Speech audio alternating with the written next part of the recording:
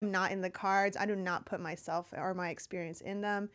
No, there is not good or bad cards. I don't like to say that. The Yeah. cards are like a mirror and they're a reflection of life. And life has ups and downs. You are going to see life when you look at the cards. What I hold inside of me is hope. And when I read cards, I do it to help people find hope and clarity about whatever the mirror reflects back. Mhm. So yes, you might get an uncomfortable card like the Tower, but I'm going to help you find the hope in that, because the way that I read is to find hope. I think everyone that reads should do it for that reason, because that's why it was created. A lot of people have turned it into something else that it's not. So, are there good and bad cards? Sure, but it's a reflection of life. And if you're looking for hope in life, then view it through that lens. That's just going to reflect. Mhm.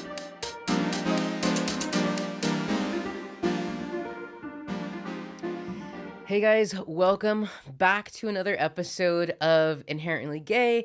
My name is Justin Dallas. You already know that. You love me.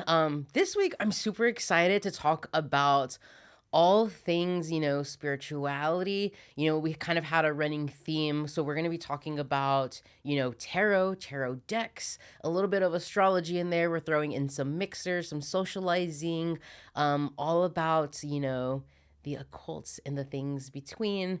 So I'm really excited about my guest this week. Please welcome Monica. Hello, everyone. I'm Monica. Hey, how are you doing so far? I'm doing well. It's been a busy week, but I'm alive and I have energy and I'm happy. So I'm good. We love that. Yeah, no, I feel like just the spring weather just awakens something inside of us. Like I've been feeling, I don't know, now I have a reason to live. I'm like, girl, don't end it. Don't end it. It's been cold, but it's been rainy, and then it'll warm up in the afternoon. I was telling my nephews yesterday, I was like, it smells like spring. And they're like, Thea. And they just looked at me weird. I was like, it does. It smells like spring. But Yeah. yeah. No, yeah, I really feel like this is actually like the beginning of the new year. Like I don't count January, even though I was born in February, like really March is like the beginning of, the new year. It's like fresh life, flowers, spring. I love it. Well, you're on to something, because it Oh. actually is the new year in the astrology tarot world. Aries season is our new year. Like it's the astrological new year. So maybe you're just in tune with the spiritual world. Listen, I was telling you before we started recording that like I've been in a really centered like mood, and just like my energy has been really in line and in tune with things around me. So I'm excited to talk about tarot today. I feel like I've my third eye is open. So I'm one in my avatar state. Yeah. But yeah, like I definitely feel like a sense of renewed, refreshed energy, and it feels good, especially coming out of, the winter. I don't know how your 2023 was. Mine was a little rough, but we made it. We're thriving. Good. Yeah, this actually is really perfect timing to be doing this, 'cause I didn't even think about that. Aries is like our new year. And this is where, well, like Pisces season just ended. Pisces is the season where everything from the year prior gets healed and washed away. And then Aries is fire. It's the energy that starts over, and it's what brings us back to life. So this is the perfect time to have this conversation and feel your third eye opening, because that's probably what's happening right Okay. now. So I'm excited. I love that. It's giving very much like Hillary Duff, like let the rain fall down. Like it's Yes. it's renewed, and like it's interesting you say that because a lot of people are scared of Aries season.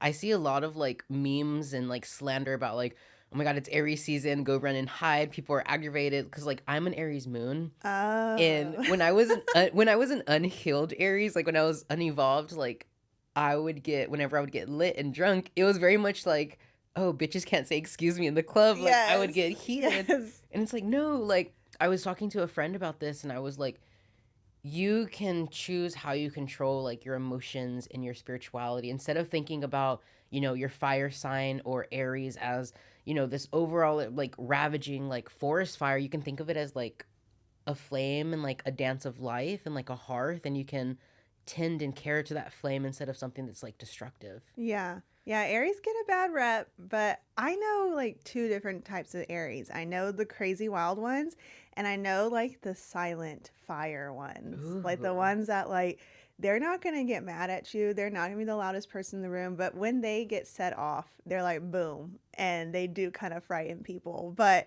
like every sign has their pros and cons, and so when people hate on signs, I'm like, y'all need to chill, because I can tell you every flaw of every other sign just as much as the ones that get a lot of hate, like Aries and Scorpio and Gemini. Those, they get so much hate. But yeah, welcome to Aries season. Nothing to be afraid about. Welcome to the Aries. It's the turn up sign. Honestly, I have fun when I'm with any fire sign, really. Like, I'm an air sign, but like I attract a lot of like Sagittarius and Aries and even Yeah. Leos. Like, we just like to have a good time. Well, now that you say that, I'm a Leo moon. Okay, we love. So I'm a Pisces sun, and my moon is Leo. So I'm the exact same way. I like fire signs, and your sun sign really doesn't dictate your whole energy. That's just your birth sign. But the other planets actually have a lot to do with who you attract and who you love.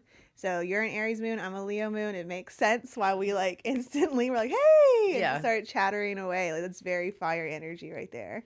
I love it. I love learning about like how people like interact and socialize. And like I was one of those girls who did personality tests or the BuzzFeed test of like which character are you? Like I love finding out like more about myself. But speaking of like today's topic, like tarot, how did you get into tarot reading? Let's start there. Well, that's a long story, but I will try to make it concise. So let's see, it's 2024. So 2022, I went through one of the biggest changes of my life. Me and my long-term partner, we broke up on my birthday in March. Trash.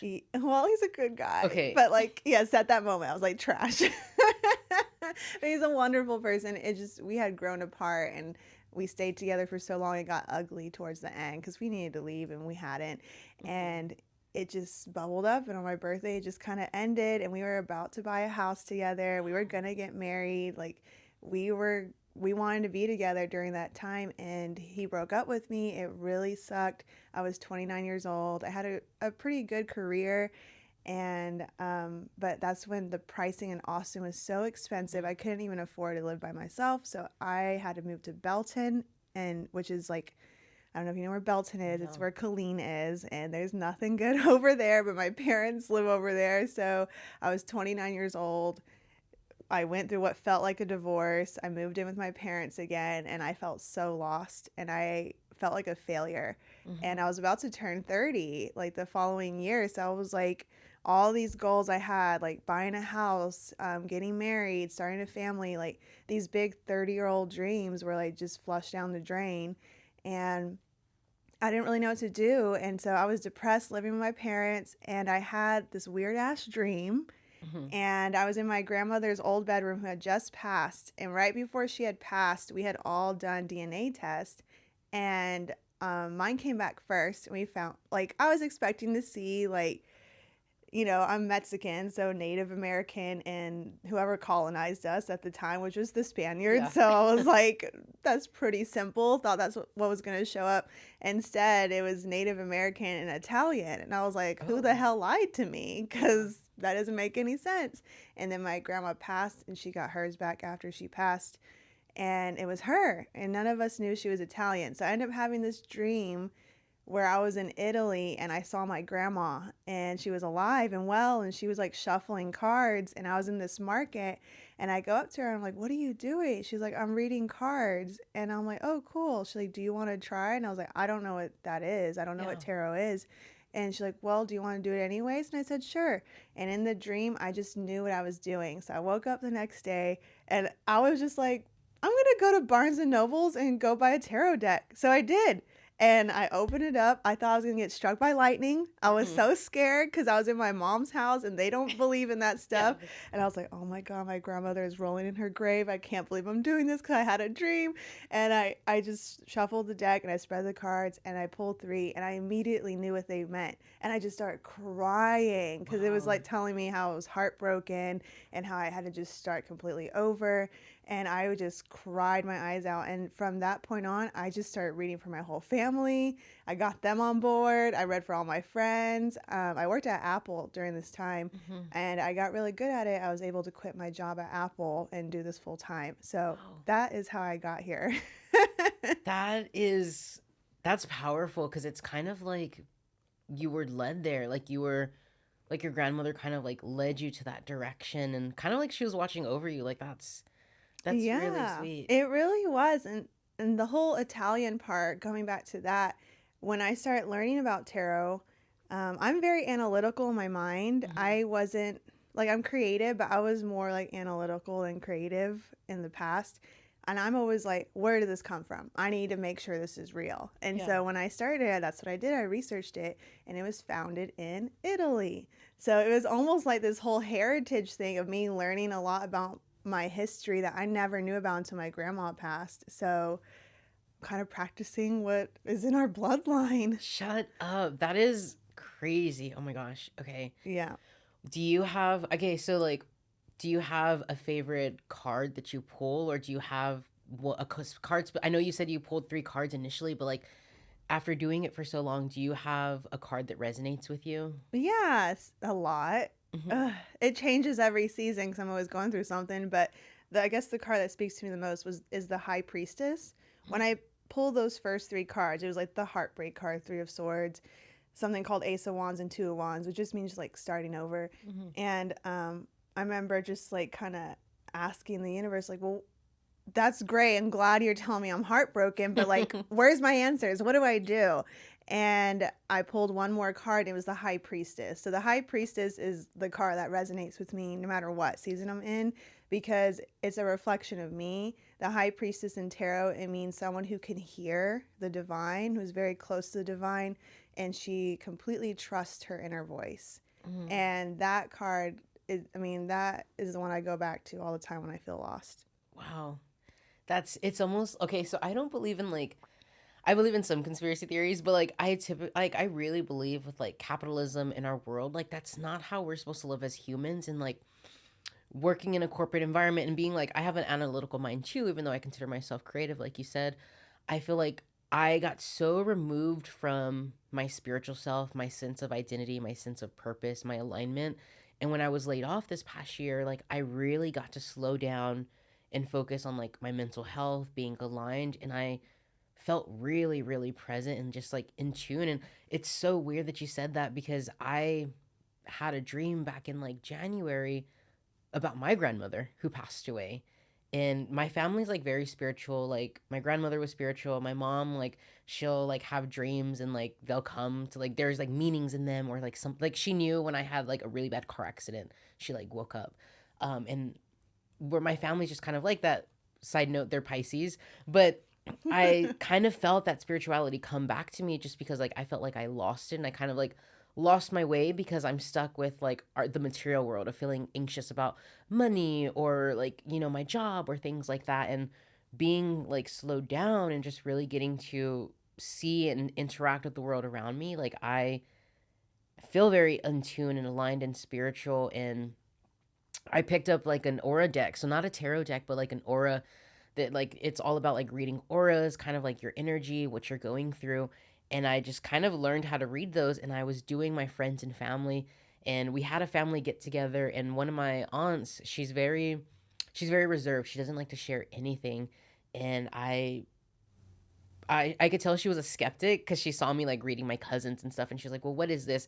I could tell she was like not about it. She was very skeptical, which I understand. Like I feel like I was too in the past, but I had her like put her energy into the deck, and then it was almost as if like I don't know what I was saying, like it was just kind of like coming through me. And I knew when I was done because she like looked at me and she was kind of shook, and she it looked like we both wanted to cry, like we were emotional just because it was you could feel that energy. You could feel the heaviness. And after that, I was so exhausted that I was like, okay, we're not playing anymore. Like, I didn't do anybody's because I was just, it took a lot out It of is me. exhausting. And I was Yeah. just like, oh my God. Like, I couldn't look her in the eyes just because like it was so deep. And she was like, wow, like you read me, like you know, you said things that like I haven't really like disclosed or whatever because she's a very private person. Like that's how I knew. I was like, oh damn, like I'm in my spiritual bag right now. Yes, you have a gift. You definitely do. I can always pick it up on people. Like,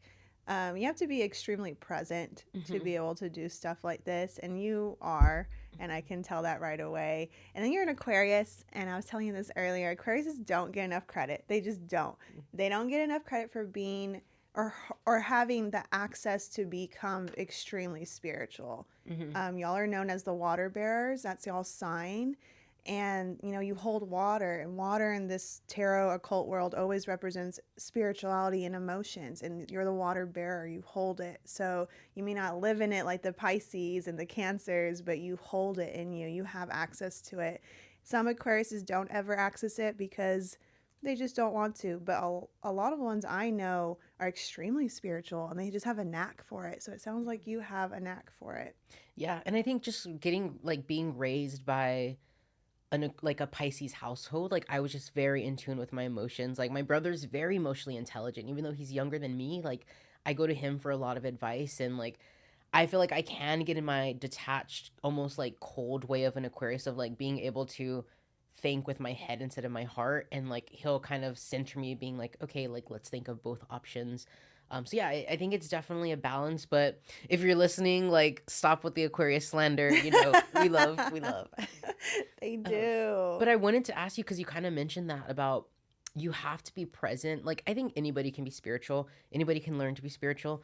But I think I'm always curious because, like, I also grew up like within like the witchy, curandissimo, brujo, like just like nature healing. Like, I'm very particular about like who I get my cards read from or who I get like Olympia or an egg cleansing from. Like, I don't want to go to anybody else, even for like, I grew up Christian, like, even getting prayed for. Like, you have to be able to make sure like you trust that other person's energy because if that person has like bad energy or like you said, they're not present, I feel like that affects your reading. Yeah, no, for sure. I'm the biggest skeptic in the world, and Hmm. I'm a tarot reader. So I am very much a skeptic with who I trust. I don't have anybody on Instagram that I follow that's a Yeah. tarot reader. Which people always, they're like, well, who do you follow? Who can I follow? That's good. I don't follow anybody. I follow one astrologer, no, maybe two astrologers, and that's about it. And one of them, I don't know what happened to her. She stopped posting like 7 months ago, so she's gone. But I really trusted her, and now I don't know what happened to her.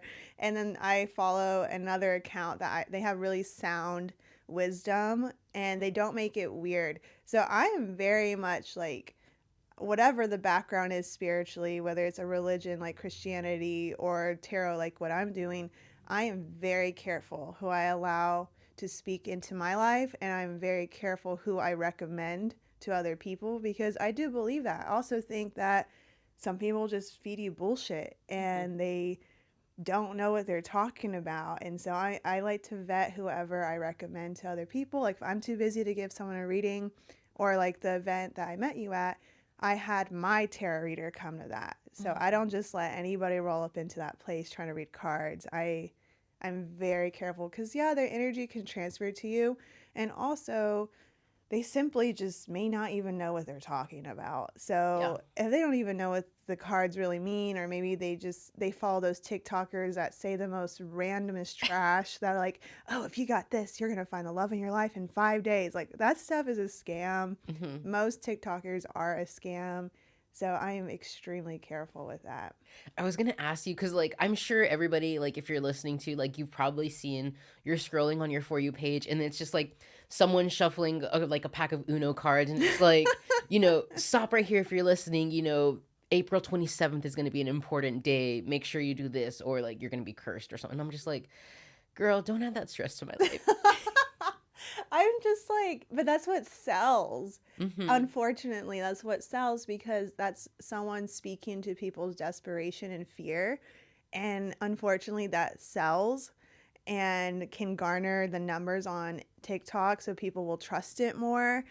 And I just don't like that. And so it's so hard for me to follow. I know there's good Instagram and TikTok influencers out there that do tarot, but I don't even like to listen to it. But the people I have in my life, like I have a couple of mentors that have been doing tarot or other kinds of practices for a long time. Hmm. Um, they're not on TikTok, but I go to them to learn when I want to. The OGs. That's how you know they're real. Yeah. Yeah. Okay. Yes. Yeah, no, I really I like I've been on this spiritual path and I really want to strengthen it. I don't know if it looks like tarot, but like I was interested in like, cuz I'm like Latino too, like Mexican, and like I grew up hearing about like curandísimos and like means like nature healing and like kind of like using nature to heal your body, and like I'm very much a skeptic too. I'm very analytical, and like I'm very much like wanting to know the why or the reason or the science behind it. And there's a lot of like science and research backing up like how manifesting in your thoughts and the way you process information affects the body. I mean, we talk about psychology, like the body keeps a score, like how you hold trauma. And I definitely think, spirituality in the mind plays a big part of like your overall like holistic health. Yeah, absolutely. In our culture, specifically the American culture, Hmm. um, the way science and religion and all different types of subjects are, they're very separate. Hmm. Whereas a lot of other cultures around the world that are very modern to this day, all that stuff is not, it's holistic. And if you go back to the Native Americans, that stuff was holistic. Hmm. They did their scientific practices, like, practical things like how do you farm and guessing the weather, like that was back then. But they also were very spiritual too. And it was a holistic thing. And our culture, American culture, is very specific to this side of the world. We separate those things instead of realizing like it's all connected. The way that we think, our mental health, our spirituality, science behind it, it's not separate. It's all together. And I think it's hard for people to understand that in this culture. And I think also it's when we get so stuck in our American culture, we don't realize like we're one of the only cultures that thinks this way, Yeah. modern day. You go to other parts of the world, it's very normal to have spirituality woven into your everyday life. Even in the UK, tarot is not like a no no for Christians. Some of them, yes. But I met a lot of people from the UK that were like, we don't understand why tarot is such a big like no no down here, and like it's associated with witch culture. Whereas in the UK, it's kind of part of their history because that's where a lot of, well, it started in Italy, then moved to France, and then was really made big in the UK. So it's just kind of part of their history. And I think when you're trapped in our culture, literally Hmm. just the US, you think that's all separate and it's all woo woo and delusional. And then you have science, whereas like it's all together, it's all whole.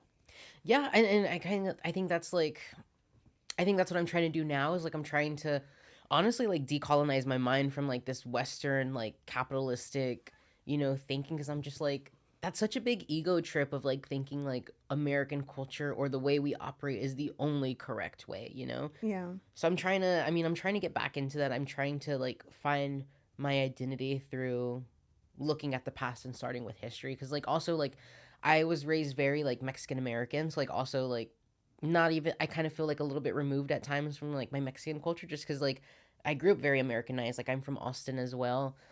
So yeah, I'm trying to get back to that, and I'm a big science person, and I'm trying to blend those two. And like I went to Half Price Books, and like I saw the section on like metaphysics and like how manifesting in the body and all of these things are kind of intertwined. And I feel like I'm like, what is the government hiding from us? Are they not wanting us to know? What secrets are there? Yeah, half of those people don't even practice what they're preaching. Yeah. So that's just who they are, unfortunately. Yeah, I'm just trying to be a good person. I'm just trying, kind of like, I don't know, like this motto of like the golden rule of like treat people do you want to be treated, move around the world, move about the world like how you would want to be interacted with. And like how you were talking about having the events that you do have, like keeping them very coveted and like being very specific on what energies you allow to come in.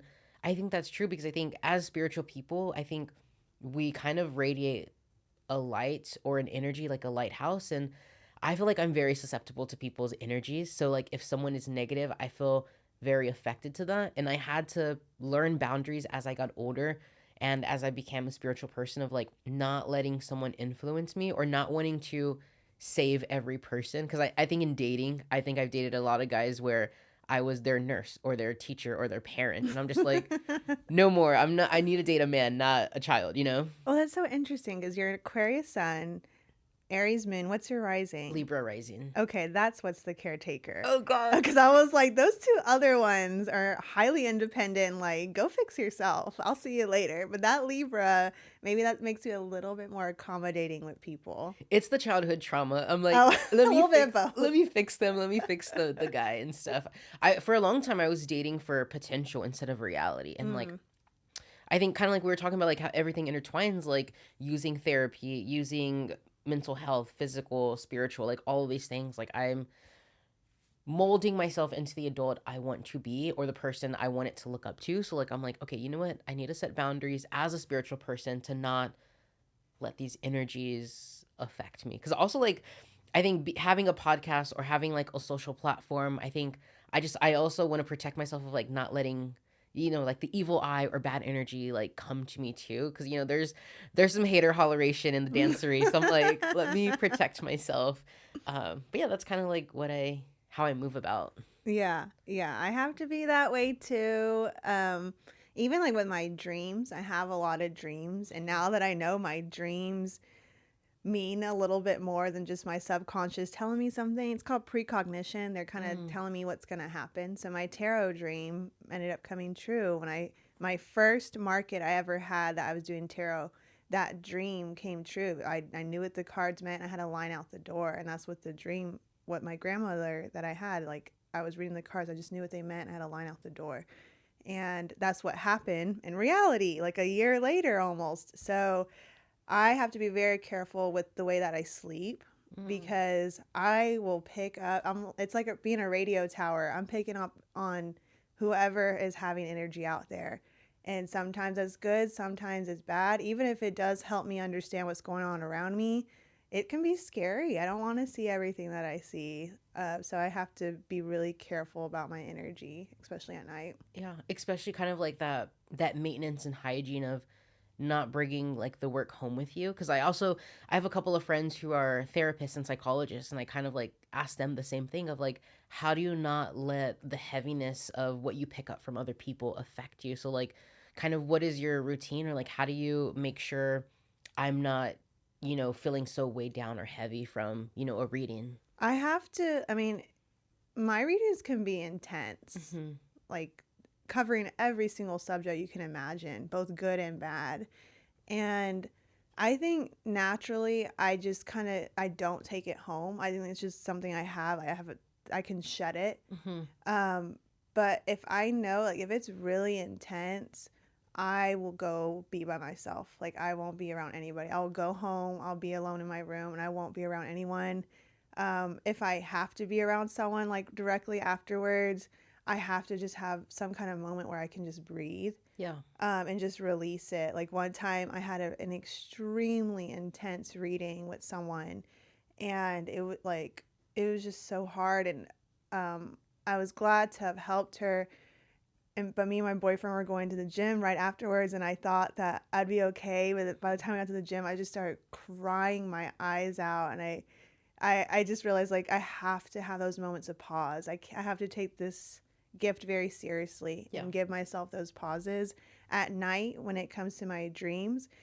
I mean, you can really do anything. Like, my mentor told me, like, it's really whatever you make of it. There's no right or wrong way to protect yourself. But I just kind of like say to myself, like, I just say, tonight I'm going to go to sleep and I'm going to have great dreams. And that's simply what I say, because that's like just me voicing out loud what I want, kind of like manifesting. Like, I'm not going to have nightmares, because I'll have dreams about people, and it's actually true. The stuff will happen, and it, like, sure, it's great that I got a little warning for that person, but I don't want to have to see some of the stuff that I see sometimes. So it can be a lot. So just kind of like protecting yourself, and then I believe also too, like, what you speak into existence, or you give power to it. So yeah, I try to do that too. Like, you know, I will not worry, or I'll be okay, or I'll be fine. So kind of like along like those lines of like intensity, or, you know, feeling very weighed down or emotional after a reading, I know like a lot of people are interested in getting their cards read. And like if you're listening and you've never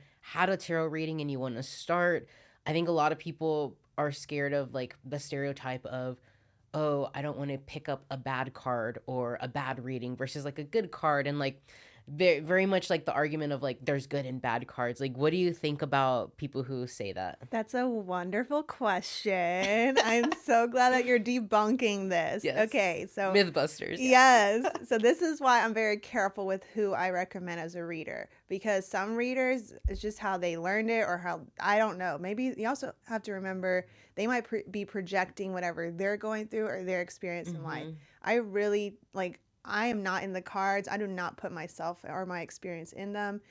No, there is not good or bad cards. I don't like to say that. The cards are like a mirror and they're a reflection of life. And life has ups and downs. You are going to see life when you look at the cards. What I hold inside of me is hope.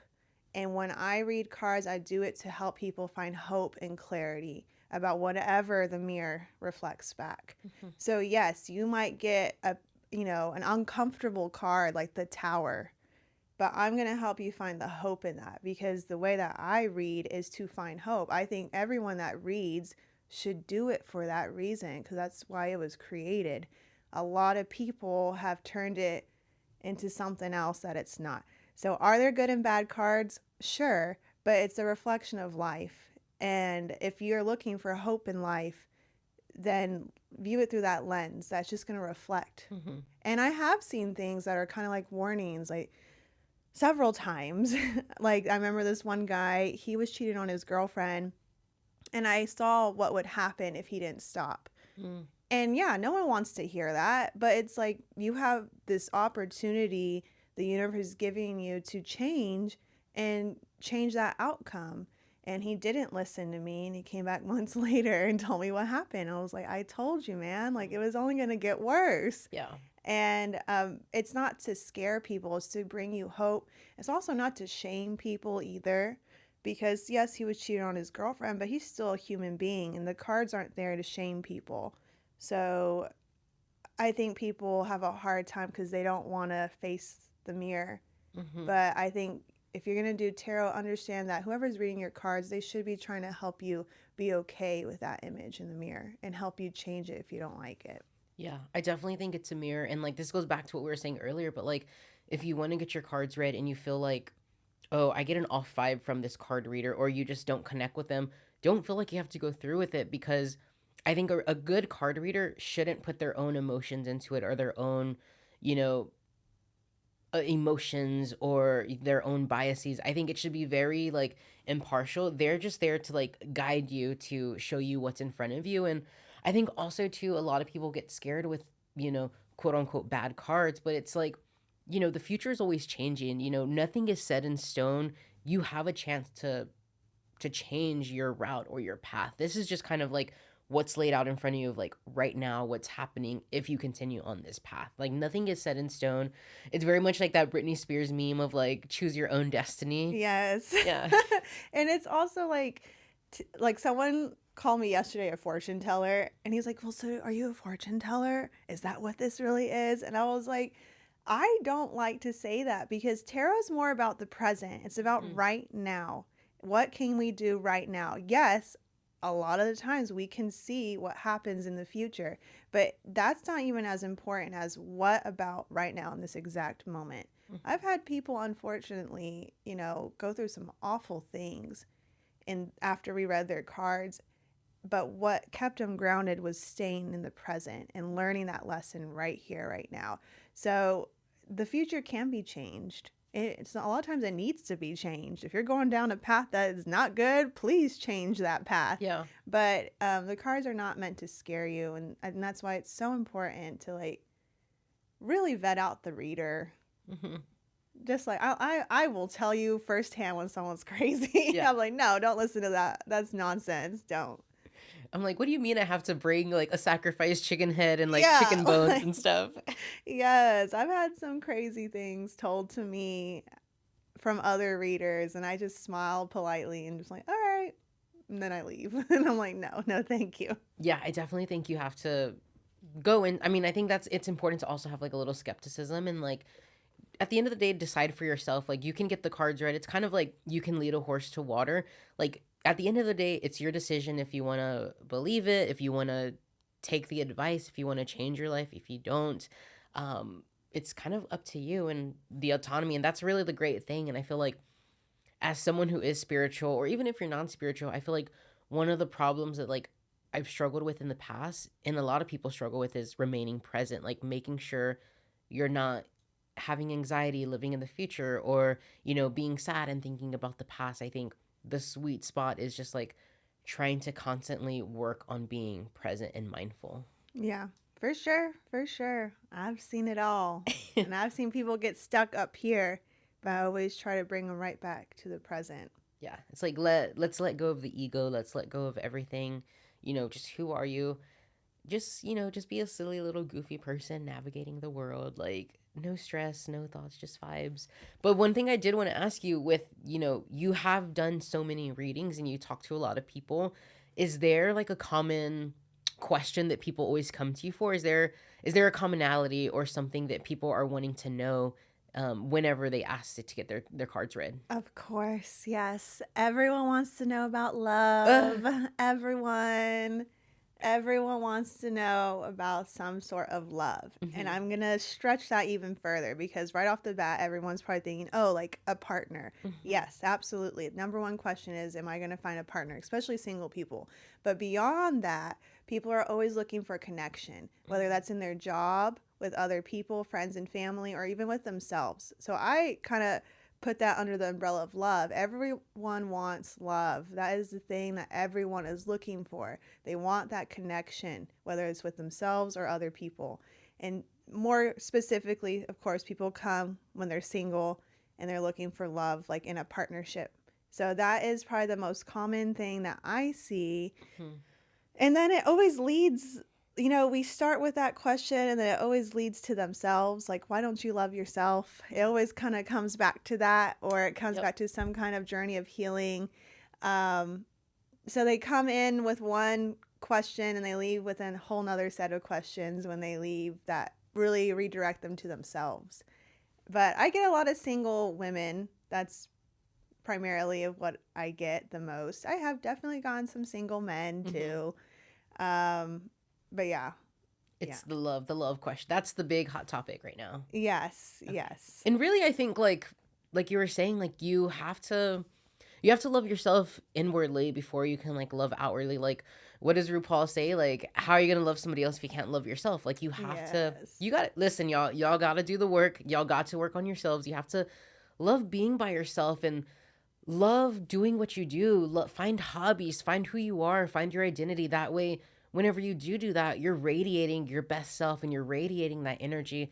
And then someone who's right for you and who gets you at your core is going to see that and they're going to be drawn to that like a moth to a flame. So, like, find out who you are, go on dates by yourself. I think a lot of people feel like they can't do things unless they have someone with them. And it's like, no, take yourself out on a date. Go do this by yourself. Go do that. Because I feel like if you have the mindset of, I need to find a partner, or I need to find this person, or I need to do this, you're not really living in the present because you're not experiencing the things. You're having the mindset of, I need to find this person, and you're not.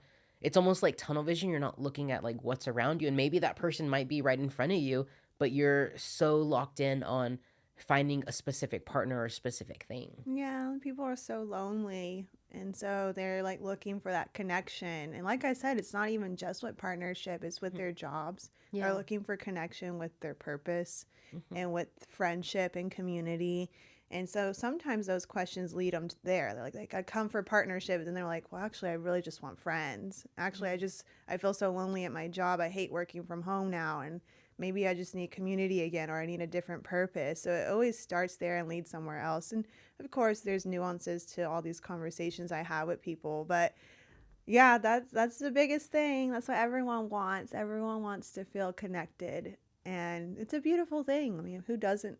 Yeah. You'd be lying to yourself if you did not feel like you wanted that. So, I love that. I'm a people person. Like I have to I mean as human beings, like we're social creatures and I have to, I work really hard on building like my community and like my like little tribe of family. And like I think last year I did a lot of internal work, and this year I'm kind of, playing it out of everything I worked on, and I'm really investing in a lot of my platonic friendships as much as my romantic ones, because I'm like my chosen family are like super important, and that's who's going to be there. Like dating is like whatever, like yeah, I'd love a partner, but my friends are like my rock. Those are my chosen people. Like I chose to walk life with you, and I love platonic soulmates. So Yeah, and you seem extremely secure. mhm. Like that's something, the energy that I'm picking up on you is like you seem like someone who you've gotten past that self-love phase. You've poured into that. I can tell that right away. Yeah. And now usually what happens is when people get to a phase like you where they've poured into their self-love, they're ready to create something in the world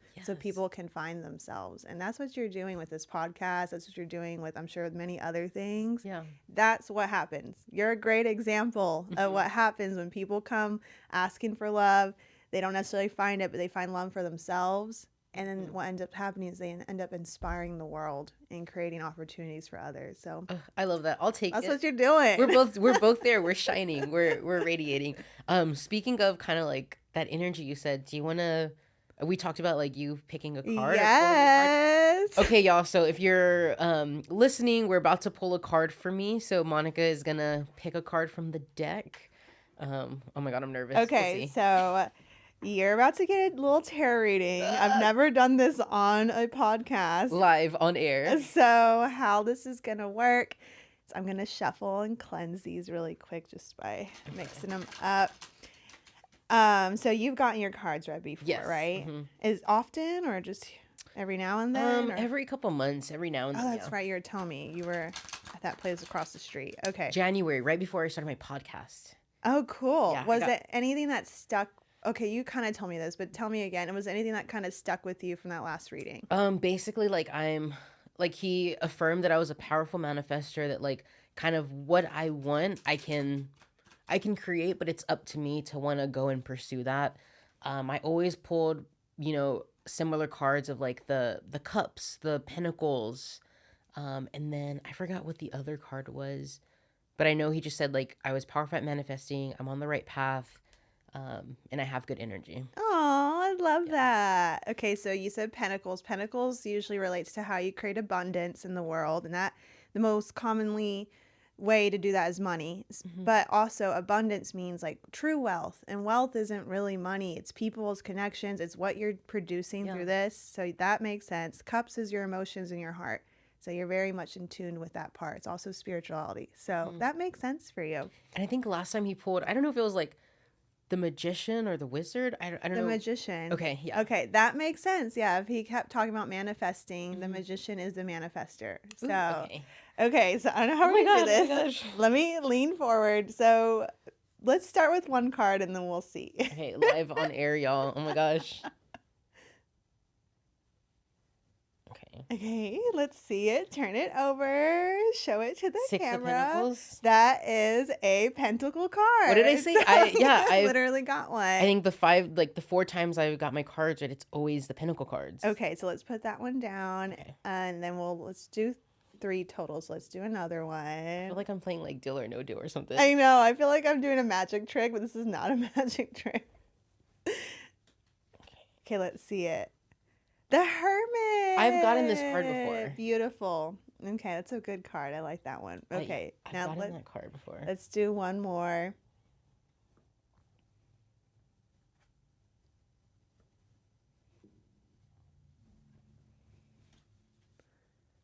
I don't know what that means. The Hierophant. You got very spiritual cards. Okay, Okay. so let's see if you want to hand those to me. Okay. Okay, so he got, I will say, like these are pretty positive. There we go. If you can see them. So let's start with this card. So how I'm going to read this is this one's going to be talking about right now. It might look into your past. This is what you need to focus on. That's the Hermit. And this is kind of like the outcome. So this is a very positive reading right off the bat. You got the Six of Pentacles. This is the card of generosity. You are a giver. And because of that, your hands will be filled too. This is the card of balancing things out, things coming, the scales tipping into balance. and to encourage you to continue to be generous. And generous doesn't have to just be with money. It can be with your time. It can be with your emotions, with your thoughts. Give. Don't be afraid of not receiving in return. Um, Generosity is one of the best strategies in this world, and people don't trust it. They're like, no, I can't give to that person if they don't give back to me. Generosity is a true act of selflessness and bravery. And this is telling me, one, you're a giver, to keep being generous, keep showing up, keep showing people who you are, keep giving people your spirit, not in a draining way. You're going to know your boundaries. Yeah. But don't stop being generous. The fact that you even just invited me to come here today, like that's an act of generosity. You're giving me a place to speak. That is a beautiful thing, and your hands will be filled in return. So this is a really good card. It's also like a blessing. Whatever you put your hands to will multiply. Keep being generous. That's so interesting because like I keep saying this, but like my word of the year is intentionality and gratitude. Like I think for me, just like on a mental health level, being like kind of like a little depressed last year, like I think expressing gratitude and thinking of, what I've already been like blessed with in my gratitude, it helps my mental health personally, like make me feel better, and like it amplifies like my manifestations. Yeah. Wonderful. You're doing good. Sometimes the best way to get what we want is to give what we want. So you're doing that. Okay, so you have the Hermit. This is like what you need to focus on. When I do readings, they're usually for the next 30 days. This one might last a little bit beyond that. You're going to be going on this journey called the Hermit. The Hermit is the card of the greatest discovery of yourself. Really finding wisdom from within. Sometimes it might feel lonely. Sometimes it might feel isolated, but it's not necessarily a negative thing. It's like you are so dedicated to discovering you at the highest level, and that's exactly what you need to do. You see the mountains in the back? That's just talking about the journey it takes to get there, but the light is what's guiding him. This is about you finding yourself at the highest level, the most healed version of you, the most positive version of you, the most brave version of you. It does not come without pain or uncomfortableness. That's the experience of life. But you are on a quest to discover you in the healthiest form, and you're on that path. So keep doing it. This might be a more single season. That's so interesting you said that, because recently I just told my best friend and my mom actually that like I've been wanting to date, because I feel like I'm a powerful manifestor. So I was like, I've been wanting a relationship. So then a bunch of guys came into my life, and I was like, actually, I say I want this, but I don't know if I truly feel it in my heart. Let me manifest a job. Ended up getting a job offer yesterday. And I think I came to terms with, you know what? I don't think I'm actually ready or want a relationship right now. And you are a manifester. The thing that needed to be manifested immediately. Yeah. So that you trust that. Trust your voice, trust that light inside. By the end of this journey, you're going to have so much wisdom. It's going to be insane. And then the last thing is lean into your spirituality. This is the outcome of this journey. So the outcome of the Hermit journey is this Hierophant. He's a teacher. He has a lot to offer people. He's extremely powerful, and he's extremely spiritual. He's close to the divine. This is your time for community. This is your time to continue to give back. It kind of builds off of this card right here. In the original artwork, there's 3 people and they're sharing their money. In this one, there's 3 people and they're sharing their knowledge. So like there's this idea of you building community and sharing with others what you have. And you're going to be extremely powerful in it. And I would dive into spirituality, because this is a really, really spiritual card. Very good for you. I love that. And like, honestly, like with this podcast, like it's how I've been able to like build community, like meeting you and meeting other people and like other guests. Like I'm, really because I'm from Austin, and like it's really cool getting to meet people in the community and just interact. And like I said, last year was really, a lot of work inwardly. And now this year is kind of me expressing all I learned and sharing and just being happy and surrounded and present. So that was a good reading. I loved that. You got a good reading. Okay, divinely blessed. Let's go. Yes, I love that. And then kind of speaking on, I don't know, first off, like, thank you. I loved that. But yeah, kind of speaking about, a lot of people asking about love and relationships and building community. I actually met you because of that question kind of bloomed into you started creating mixers for people to meet in Austin. Do you want to talk about that a little bit? Yeah, so a lot of my clients are single people, Hmm. and they hate the dating apps. So Fair, yeah. I was like, I get it. I was on there for a long time too. And I was like, well, how can I help these people meet? Because I have both, I mean, from every kind of background orientation kind of clients. I'm like, how do I get these people to meet each other? Hmm. And so I work with a lot of different bars because they'll invite me to do tarot at their events. Hmm. Well, one of those bars, they like my experience with them so much that they asked me, can I come up with events and I can do whatever I want there and use their place for free. So um, I was like, okay, well, what can we do? And they asked me to do something in February. So I threw a Cupid soiree where I was Cupid and Hmm. I was the tarot reader reading people's connections.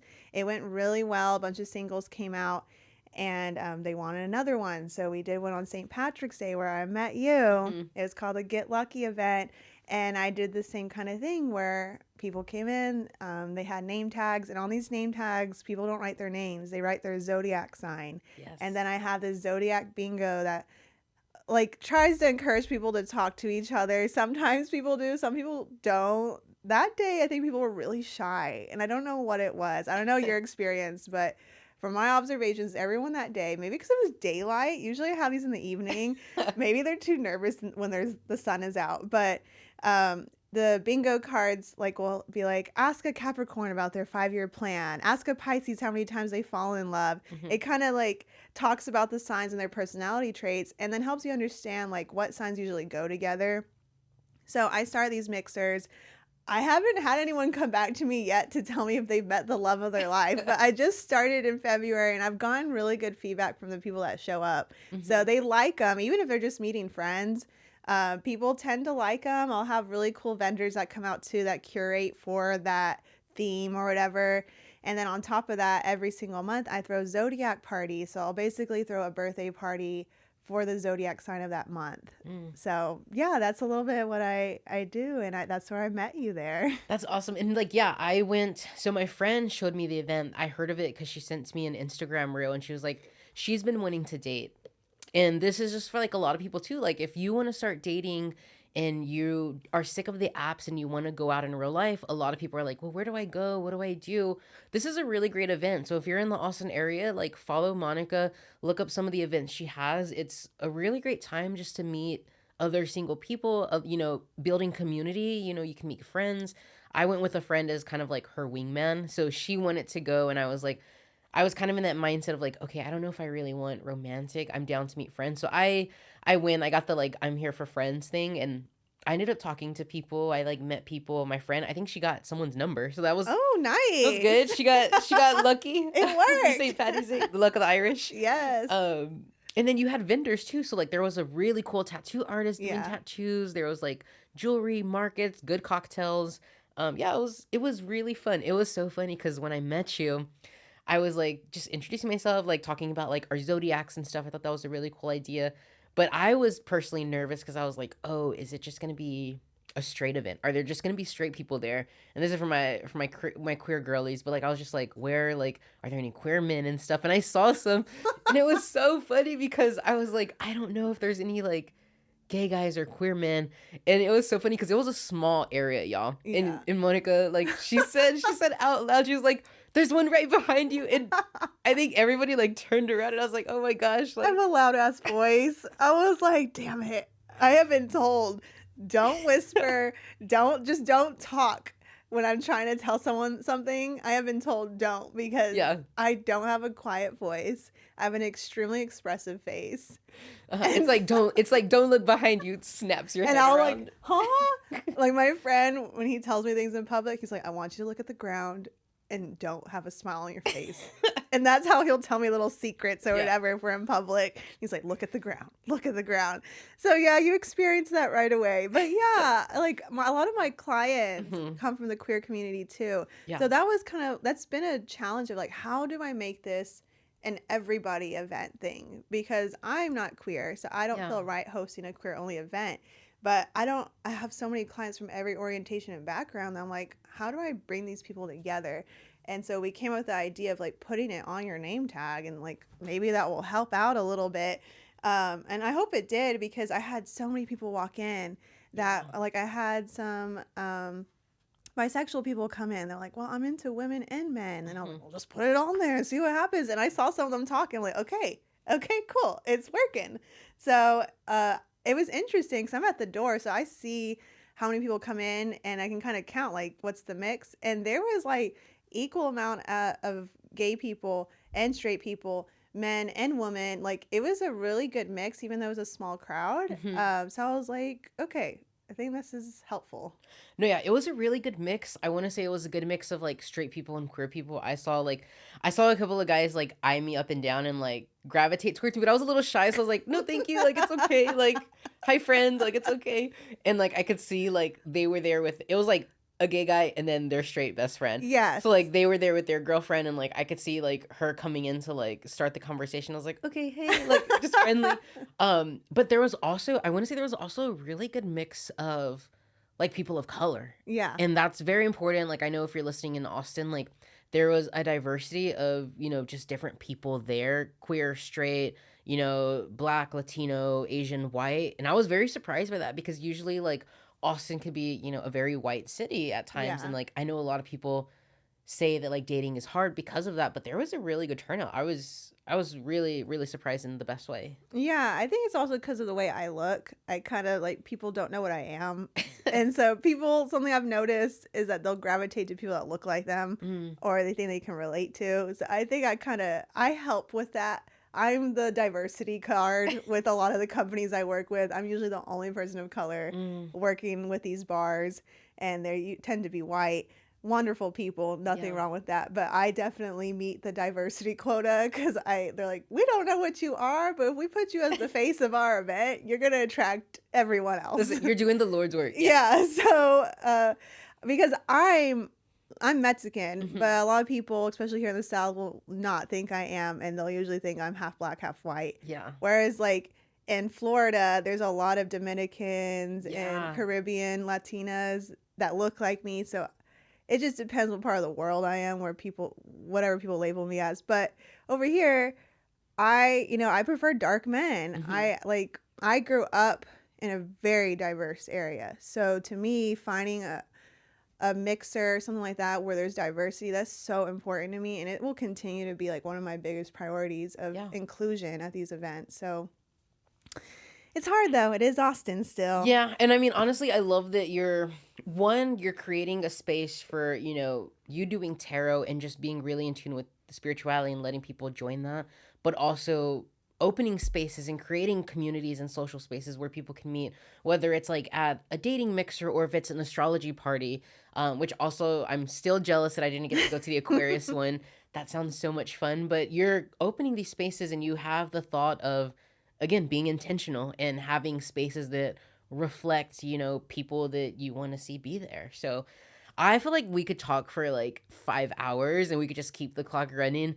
But I had so much fun today. I feel like I am really mindful and in tuned and like present right now. But Monica, tell people where, I guess, when your next events are coming up, where can they go with the mixers, astrology parties, and then where can they find you online if they want to get a reading? Yeah, so best way to find all my contact is at my Instagram at Monica's Porch. You'll find my link to my website there, my email, everything there. You can even send me a DM, and that's where I post all my events. That's the most up-to-date social media platform. I'm not going to even recommend the others because I hardly get on them.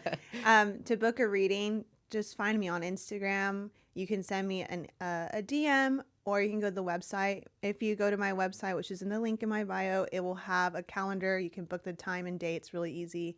So that's the best way to find me for a tarot reading.